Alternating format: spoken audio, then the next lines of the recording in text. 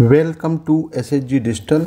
आज हम इस वीडियो में आपको जेईई एडवांस 2024 पेपर 1 का क्वेश्चन नंबर 9 डिस्कस कर रहे हैं। देखिए क्वेश्चन नंबर 9 क्या है। Let f(x) equal to x4 plus ax³ plus bx² plus c be a polynomial with real coefficients such that f1 equal to -9। Suppose that i√3 is root of the equation 4x³ plus 3ax² plus 2bx equal to 0 where I equal to root of -1. If α1, α2, α3 and α4 are the roots of the equation f(x) equal to 0, then mod of α1 square plus mod of α2 square plus mod of α3 square plus mod of α4 square is equal to, यानी हमें पहले एक polynomial दिया हुआ है f(x) equal to x4 plus ax³ plus bx² plus c और यहाँ पे f1 इक्वल दिया है -9। तो पहले यहाँ पे हम x इक्वल 1 पुट करके एक रिलेशन निकालते हैं ABCD में। देखें ज़रा क्या है ये। तो यहाँ पे हम पुट करें x इक्वल टू 1, तो ये हो जाएगा f(1) equal to 1 plus a plus b plus c equal to हो जाएगा ये -9 और यहाँ पे मिल जाएगा a plus b plus c equal to -10। ये एक रिलेशन मिल गया coefficients of x4, x³, x² और c में, मतलब ये कांस्टेंट रिलेशन मिल गया a plus b plus c equal to -1। इसको हम इक्वेशन नंबर 1 मान लें। अब देखें यहाँ पे और क्या दिया हुआ है। देखें आगे क्या है। Suppose that i√3 is the root of the equation of 4x³ plus 3ax² plus 2bx plus c equal to 0। ये एक क्यूबिक इक्वेशन दिया हुआ है। इसका एक रूट जो है वो एक रूट क्या दिया है, i√3 दिया है। तो देखें यहाँ से इसको हम सिंप्लीफाई करते हैं। यदि यहाँ से हम x कॉमन ले लें तो ये हो जाएगा 4x² plus 3ax plus 2b equal to 0।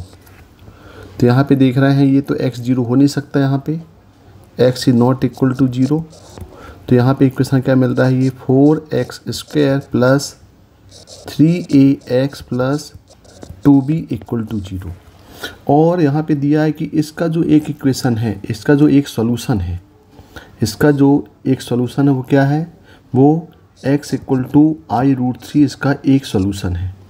तो यदि x इक्वल टू i√3 एक सॉल्यूशन है तो हमें मालूम है कि कोई भी कॉम्प्लेक्स रूट में यदि एक root x equal to i√3 है तो उसका दूसरा रूट जो है वो उसका कॉन्जुगेट होगा।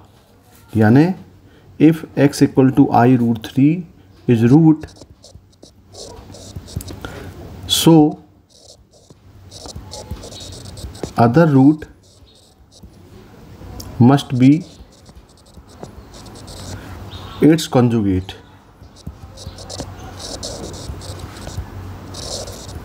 यानी जो इसका जो अगला दूसरा रूट होगा, क्योंकि इसमें क्वाड्रेटिक इक्वेशन से इसके दो रूट होंगे, एक x इक्वल टू i√3, दूसरा क्या हो जाएगा, x इक्वल टू -i√3 जो इसका कॉन्जुगेट है। तो हम ये बोल सकते हैं कि इस क्वाड्रेटिक इक्वेशन के दो रूट हैं, एक root x equal to i√3 और दूसरा root x equal to -i√3 है। तो हम यदि यहाँ से इन दोनों का सम निकाल लें, दोनों रूट्स का सम, यानी आपका जो सम ऑफ रूट्स है, यानी सम ऑफ रूट्स का मतलब हो गया ये कि i√3 प्लस -i√3। तो क्वाड्रेटिक इक्वेशन के रूल से क्या हो जाएगा, ये हो जाएगा -b/a, यानी ये हो जाएगा -3a/4। तो ये तो कैंसिल आउट हो जाएंगे दोनों रूट, यानी यहाँ पे क्या मिल गया, ये मिल गया 0 इक्वल टू -3a/4। तो यहाँ से हमारे पास क्या मिल गया, a इक्वल टू मिल गया 0। सिमिलर यहाँ से हम जैसे सम निकाले हैं ऐसे इसका प्रोडक्ट निकाल लें। तो प्रोडक्ट ऑफ रूट्स हो जाएगा नेचर ऑफ रूट से c/a, दोनों का प्रोडक्ट देखें तो ये हो जाएगा i√3 into -i√3 equal to c/a। c कितना दिया है, c दिया है 2b और a दिया हुआ है 4। तो ये इसका प्रोडक्ट करेंगे तो आई इसका हो जाएगा -1 हो जाएगा, ये प्लस यानी ये वैल्यू हो जाएगी 3, यानी यहाँ से हमें मिल जाएगा 3 इक्वल टू, ये सॉल्व करेंगे तो होगा b/2 और यहाँ से b की वैल्यू मिल जाएगी यहाँ पे 6 मिल गई। a मिल गया, b मिल गया। अब हम c निकाल सकते हैं क्योंकि हमें रिलेशन ऊपर दिया हुआ है इक्वेशन नंबर 1 में। इक्वेशन नंबर 1 से हम देखें कि भाई a plus b plus c equal to -10 है और यहाँ पे a इक्वल टू हमारे पास कितना है 0 है और यहाँ पे b इक्वल टू हमारे पास c 6 है। तो यहाँ से c कितना मिल जाएगा, देखें यहाँ पे ये हो जाएगा 6 प्लस c इक्वल टू -10, तो यहाँ से c की वैल्यू मिल जाएगी -16। तो देखो तीनों मिल गए भाई, मतलब यहाँ से हमारे पास a मिल गया, b मिल गया और c मिल गया -16 मिल गया।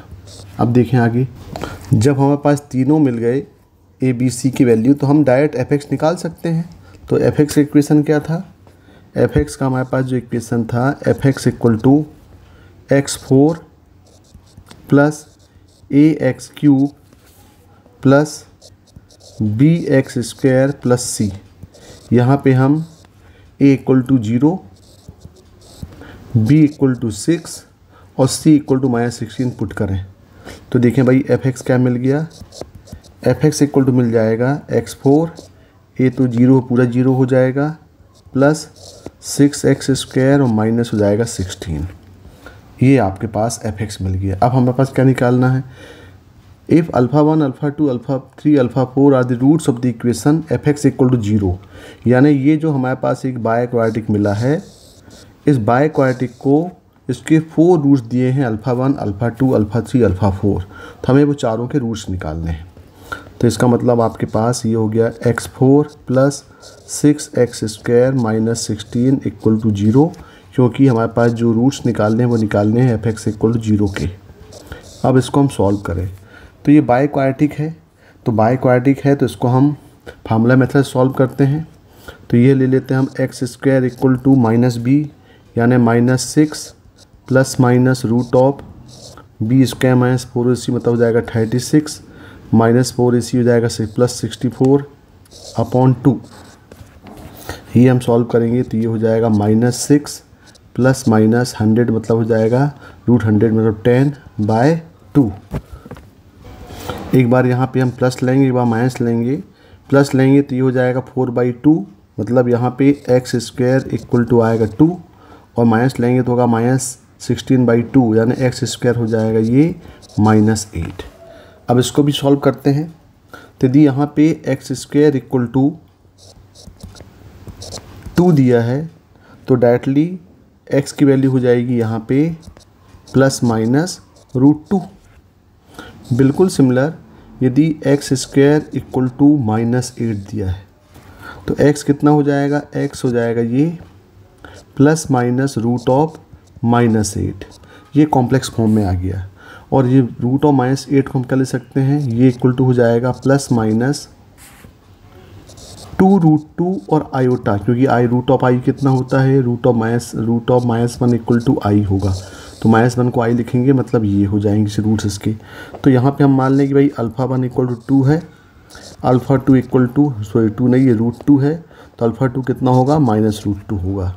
तो इसके 2 रूट मिले तो α3 कितना हो गया, ये हो गया 2√2 आयोटा और यहाँ से α4 इक्वल टू मिल गया -2√2 आयोटा। अब हमें क्या निकालना है, हमें निकालना है α1 का स्क्वायर प्लस α2 का स्क्वायर प्लस α3 का स्क्वायर प्लस α4 का स्क्वायर। तो इसकी वैल्यू निकाल लें, α1 का mod square plus mod of α2 square plus mod of α3 square plus mod of α4 square.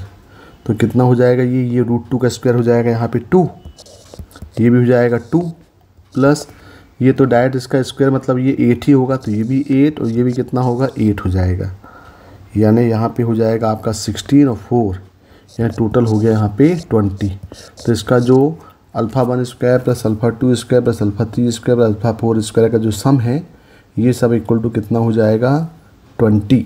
तो इसका आंसर होगा 20 होगा, वही क्वेश्चन नंबर 9 का आंसर 20। Okay, thank you.